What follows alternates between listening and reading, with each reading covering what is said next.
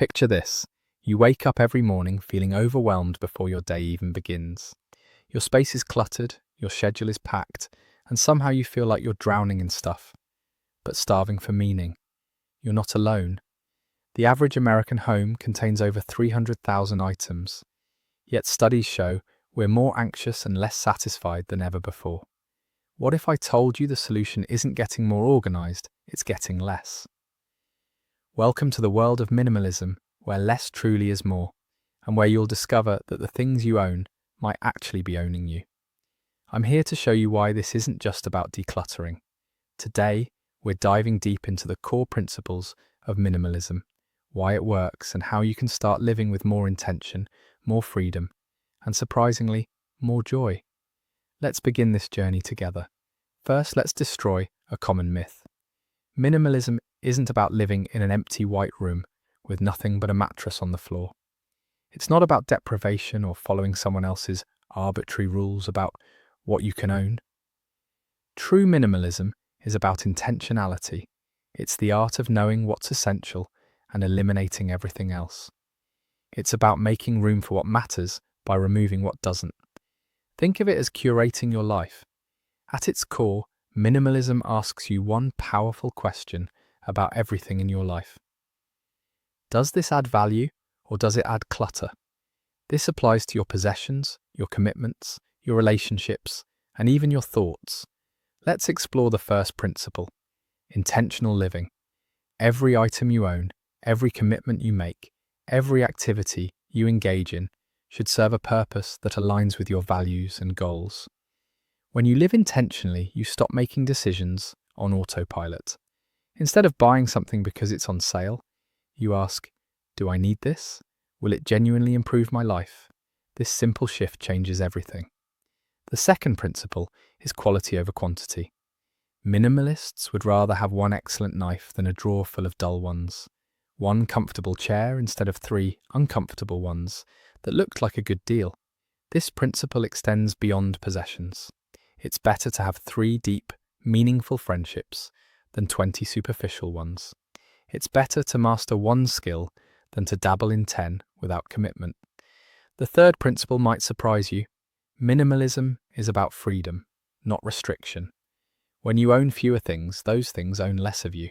You spend less time cleaning, organizing, maintaining, and worrying. Think about it: how much of your weekend is spent managing your stuff? How much mental energy goes to remembering where you put things or feeling guilty about items you never use? The fourth principle is clarity through simplicity. When your external environment is simplified, your internal environment, your mind becomes clearer too. You can focus on what truly matters. Studies in neuroscience show that cluttered spaces actually increase cortisol levels and make it harder to concentrate. Your brain is constantly processing visual information, even when you're not consciously aware of it. Now let's talk about how minimalism works in practice. It's not about throwing everything away tomorrow. It's a gradual process of evaluating, choosing, and sometimes letting go. Start small. Begin with one drawer, one shelf, or one category of items. Pick up each object and ask, have I used this in the past year? Does it serve a current purpose? Does it bring me joy or utility? Create 3 categories: keep, donate, and trash. Be honest with yourself. That bread maker you used once 2 years ago? The clothes that don't fit but you keep just in case? It's time to be real. Here's something beautiful about minimalism. When you donate items you no longer need, they get a second life with someone who will actually use them. Your clutter becomes someone else's treasure.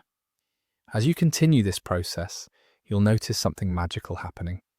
Your space feels bigger, even though it's the same size. You can find things easily.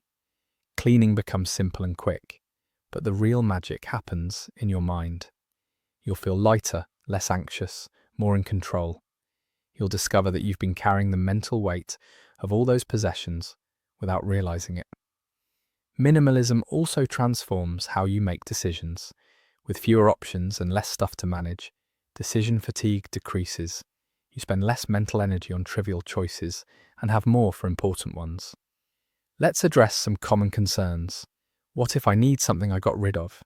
Here's the truth: in over a decade of helping people minimize, less than 5 ever regret letting something go. And when someone does need to replace something they donated, the cost is usually minimal, and they often find they didn't actually need it anyway. The fear is almost always worse than the reality. Another concern: won't my space look boring? Actually, minimalism makes room for the things you truly love to shine. That piece of art you adore becomes a focal point instead of getting lost in visual noise. When you're not surrounded by mediocre items, you notice and appreciate quality. Your favorite mug becomes a daily pleasure. Your comfortable chair becomes a sanctuary. Everything becomes more meaningful. Minimalism extends beyond physical possessions. You can minimize your schedule by saying no to commitments that don't align with your priorities. You can minimize digital clutter by unsubscribing and unfollowing. You can minimize your wardrobe to pieces you love and feel great wearing. Many minimalists create uniform wardrobes. Think Steve Jobs or Einstein, eliminating decision fatigue while always looking put together. The most profound benefit of minimalism isn't what you lose, it's what you gain. You gain time, money, mental clarity, and space for experiences and relationships that truly matter. Here's the key insight: minimalism isn't about following someone else's rules about how much you should own. It's about discovering what's enough for you. Your minimalism will look different from mine. Some minimalists own very little and travel constantly. Others have families and own what they need to live comfortably and pursue their passions. The goal isn't to own less, it's to own intentionally. Start by asking yourself, what kind of life do I want to live? What are my values? What brings me joy? Then look at your possessions and commitments. Do they support that vision? Remember, this is a journey, not a destination. You don't have to be perfect. Start with one small area today. Maybe it's your desk drawer, your bathroom counter, or your car's glove compartment. As you practice minimalism, you'll develop what I call intentional intuition, the ability to quickly assess whether something deserves space in your life. This skill becomes invaluable for all decisions.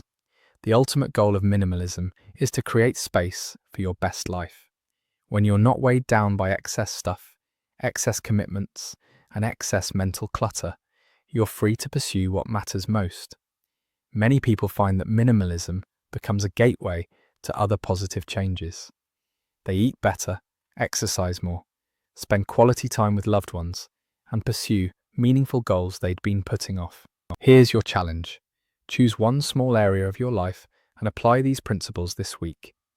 Notice how it feels to have that space be intentional, clutter-free, and aligned with your values. Remember, minimalism isn't about deprivation, it's about clarity. It's not about having less, it's about making room for more of what matters. It's not about restriction, it's about freedom. Every item you remove that doesn't serve you makes room for something that does. Every commitment you release that doesn't align with your values creates space for one that does.